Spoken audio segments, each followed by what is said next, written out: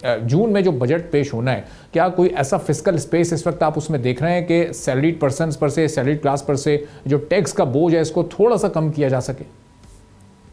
जी देखें, tax sensitive 3 areas हैं, 3 areas हैं जहां पे टैक्स की सेंसिटिविटी है।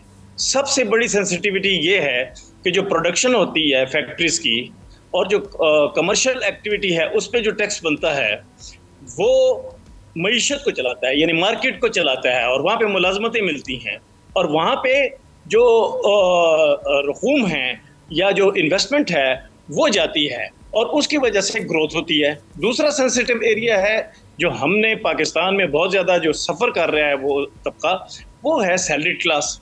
और तीसरा जो टैक्स सेंसिटिव एरिया है वो खुद टैक्स कलेक्टर है, यानी कि टैक्स कलेक्टिंग मशीनरी।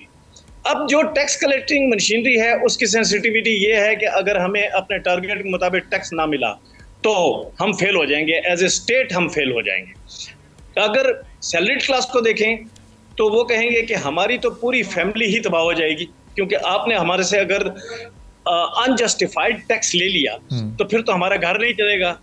जो बिजनेस क्लास है वो कहती है कि अगर हमारा बिजनेस नहीं चलता तो 2 वजह से नहीं चलता। एक तो ये है कि ईज ऑफ डूइंग बिजनेस नहीं है, दूसरा टैक्स जो है बहुत ज्यादा है।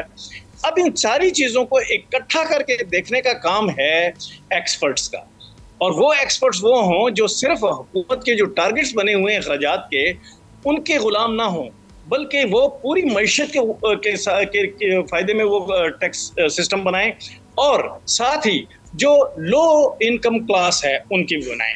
ये 2 सेंसिटिव एरियाज हैं, मईशत और लो सैलरीड या लो इनकम क्लास।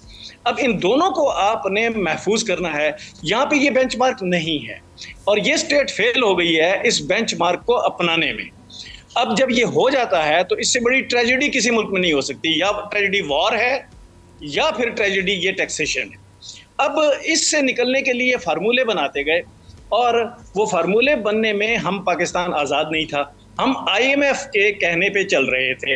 अब IMF जो है वो स्टेक होल्डर पाकिस्तान की मईशत में नहीं है, वो स्टेक होल्डर है एक चीज में कि मईशत के चलने से जो टैक्स की जो कर्जों की वापसी है वो उनके लिए सेंसिटिव एरिया है।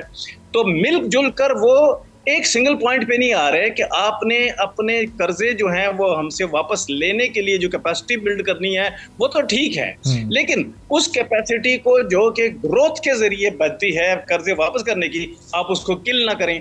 ऐसे डायलॉग इन दोनों फरीकैन के दरमियान अभी तक नहीं हुआ।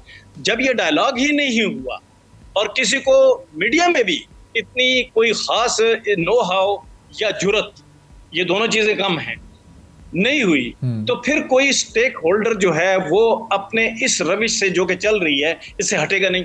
तो जब तक नहीं हटेगा तो उस वक्त तक हमारा टैक्सेशन सिस्टम ठीक नहीं होगा। ठीक है, तो अब इकराम साहब, हुकूमत कुछ तो कोशिश कर रही है रिफॉर्म्स लाने की, एग्रीकल्चर सेक्टर को कोशिश की गई टैक्स नेट में लाने की, और अगले साल से अब आप बताइएगा इसके फ़वाइद या कोई असरात इसके मुरतब होंगे नहीं। रिटेलर्स के साथ भी कोशिश की गई लेकिन वो कोशिश नहीं कामयाब हुई। अब ये 13,000 अरब के टारगेट को अगर 15,000 अरब प्लस पर ले जाते हैं अगले इस बजट में, तो ज़ाहिर है कोई रिलीफ शायद टैक्सेशन की मद में नहीं मिल सकेगा, और जो सैलरीड क्लास जो ऑलरेडी पहले से इस बोझ तले दबे हुए हैं वो या तो मजीद इस बोझ तले दबेंगे या फिर बरकरार रखा जाएगा उन पर टैक्स के स्लैब्स और रेट को।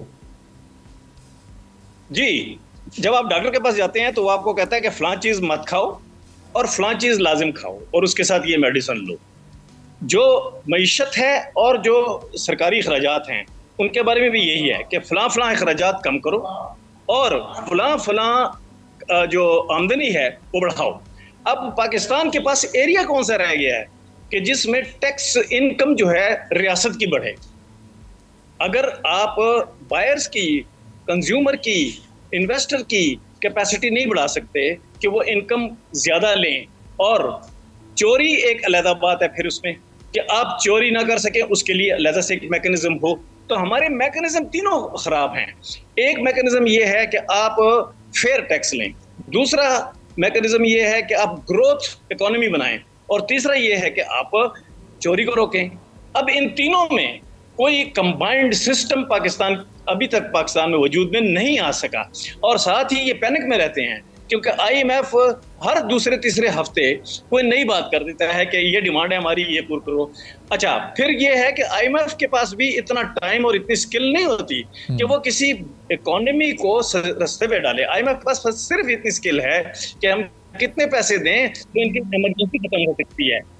तो ये जो सिलसिला है ये कभी रुक नहीं सकता कि टैक्स कमा रहा है, टैक्स की चोरी हो रही है, ग्रोथ नहीं हो रही, टैक्सेशन जो है उसका कल्चर नहीं पैदा हो रहा।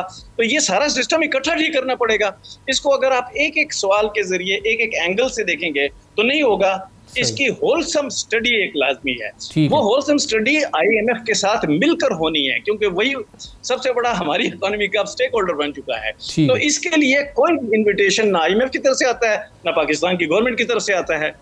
एक्सपर्टीज जो है वो सिर्फ एक काम कर सकती है, वो ये कर सकती है कि अगर आपने ये कहा है कि जो टैक्स पेइंग पर्सन है उसकी कैपेसिटी अगर पे किया है तो वो कितनी है, ये आप मालूम कर लें। दूसरा, अखराजात जो पाकिस्तान कर रहा है वो कितने कर रहा है, उसको इस हद तक करने चाहिए, इससे आगे नहीं बढ़ना चाहिए। यहाँ भी पाकिस्तान कमजोर है। जब पाकिस्तान चारों तरफ से एक कमजोरी दिखा रहा है कैपेसिटी की, कि ना वो ग्रोथ कर सकता है, ना वो टैक्स चोरी रोक सकता है, ना वो ये स्टडी कर सकता है कि इनकम के किस लेवल को कितना टैक्स करना चाहिए, तो फिर तो ये सूरत हाल रहेगी ना। सब्सक्राइब करें और बेल दबाएं ताकि कोई खबर रह न जाए।